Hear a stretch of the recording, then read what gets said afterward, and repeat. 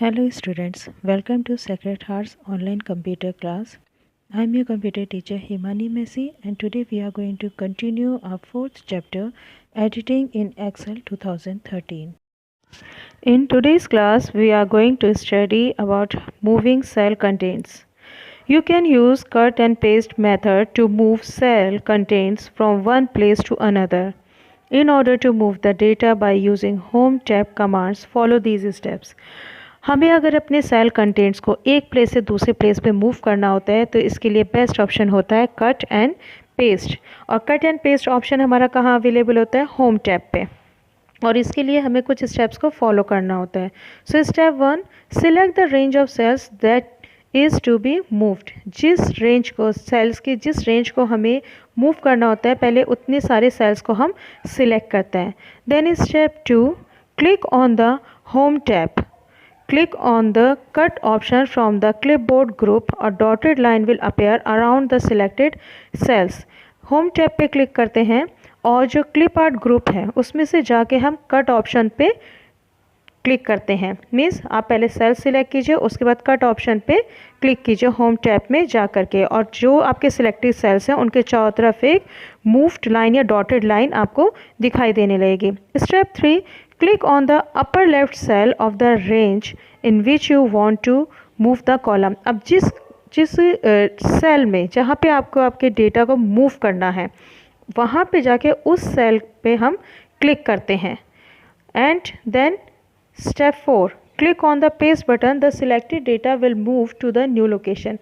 इसके बाद हम क्या करेंगे कि वापस से होम टैब क्लिपबोर्ड ग्रुप में जा कर के पेस्ट बटन पे क्लिक करेंगे, और जैसे ही हम पेस्ट बटन पे क्लिक करेंगे जो हमारे प्रीवियस सेल रेंज थी, जो उसका एड्रेस था, वो वहाँ से रिमूव होके जो नया हमने सेल रेफरेंस को जिसको हमने सिलेक्ट करा है, सारा का सारा डेटा जो सिलेक्टेड डेटा है वो वहाँ पे मूव हो जाएगा। मीन्स कट हो करके दूसरी जगह पेस्ट हो जाएगा। This is the one method to move the cell contents. Now another method is also available and that is by using context menu. So first step, select the range of cells that is to be moved. जिन cell की range को हमको move करना है पहले उसको क्या करेंगे, हम सिलेक्ट करेंगे। देन उसके बाद click right on the selected range of cells and click on cut from the context menu. उसके बाद हम राइट क्लिक करेंगे उन सिलेक्टेड सेल्स पे जाके और राइट कॉन्टेक्स्ट मेन्यू से ही हम कट ऑप्शन को एग्जीक्यूट करेंगे। Then step 3, right click on the cell in which you want to move the data. Click on the paste option from the context menu.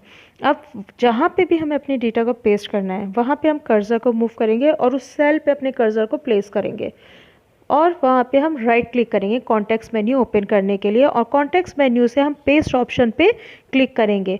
तो यहाँ पे पेस्ट ऑप्शन पे click करते ही आपका जो डेटा है जो प्रीवियस प्लेस पे है वहाँ से वो मूव करके न्यू प्लेस पे आ जाएगा। Now our next topic is inserting cells, rows and columns. You can also insert cells, rows and columns in a worksheet. So let's see how to insert these cells. If you want to insert a cell or a range of cells, follow these steps. अगर हमें single cell को insert करना है या हमें group of sales को insert करना है तो उसके लिए हमें कुछ स्टेप्स को फॉलो करना होता है. So step 1, first of all select the range of cells in which the range of cells is to be inserted. सबसे पहले हम उस सेल या सेल रेंज ऑफ सेल्स को, उन सेल्स के ग्रुप को सिलेक्ट करेंगे जहाँ पर हमें अपने सेल्स को इंसर्ट करना है. Then step 2, click on the home tab. From the cells group, click on the drop down menu arrow of the insert button. You can now select insert cells. Now इसके बाद अब home tab पे जा कर के जो cells group है उसमें से जो इंसर्ट बटन है उस पर क्लिक करेंगे, और जब इंसर्ट बटन पे हम क्लिक करेंगे तो वहाँ पे एक ड्रॉप डाउन लिस्ट ओपन हो जाएगी. Step 3, you will see the insert dialog box that contain the following 4 options and their result. जैसे ही हम इंसर्ट ड्रॉप डाउन लिस्ट में से इंसर्ट सेल पे क्लिक करेंगे वैसे ही एक बॉक्स ओपन होगा as it is shown in this figure. इसमें क्या होगा, आपके पास 4 ऑप्शंस होंगे और उन 4 ऑप्शंस में से आपको एक ऑप्शन को पिक करके एंड ओके बटन पे क्लिक करना है. जैसे ही आप ओके बटन पे क्लिक करेंगे वैसे ही क्या होगा कि जो सेल है, आपके जो सिलेक्टेड सेल्स थे वहाँ पे न्यू सेल्स की रेंज जो है वो इंसर्ट हो जाएगी. Now let's understand the use of these four options available to insert the cells. So first is shift cells right. Blank cell get filled in the selected range. Existing cells move to the right side. जब हम sheets पे worksheet पे हम new sales insert करते हैं तो क्या होता है कि जो सिलेक्टेड सेल है जहाँ पे हमने न्यू सेल को इंसर्ट किया है वो जो सिलेक्टेड सेल्स हैं वो राइट शिफ्ट हो जाते हैं और उनके प्लेस पे न्यू सेल्स इंसर्ट हो जाते हैं. Next is shift cells down. Blank cells get filled in the selected range. Existing cells move downwards. जो न्यू सेल्स हैं वो सिलेक्टेड सेल्स की जगह पे इंसर्ट हो जाते हैं और जो सिलेक्टेड सेल्स थे वो डाउनवर्ड्स नीचे शिफ्ट हो जाते हैं और उनके प्रीवियस सेल्स की प्लेस पे न्यू सेल्स इंसर्ट हो जाते हैं. Then entire row that are in the selected range move down and new rows are inserted. जहाँ पर हमारे selected cells होते हैं वहाँ पे से क्या होते हैं वहाँ पे पूरी एक रो इंसर्ट हो जाती है. मीन्स अगर आपने 2 cells up and down select कर रखे हैं तो वहाँ पे 2 रोज़ उन सेल्स के ऊपर क्या हो जाएगी इंसर्ट हो जाती है और जो वो सेल्स होते हैं वो जो रोज़ होती हैं प्रीवियस वो नीचे मूव कर जाती हैं.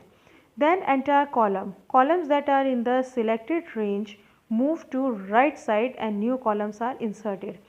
जहाँ पे हमने सेल्स रेंज सिलेक्ट कर रखी है जितने सेल्स हम सिलेक्ट करते हैं अगर हम कॉलम इंसर्ट करते हैं तो उतने ही new columns left hand side insert होते हैं. जो प्रीवियस कॉलम्स होते हैं उनको राइट साइड मूव कर देते हैं और उनके प्लेस पे न्यू कॉलम्स इंसर्ट हो जाते हैं.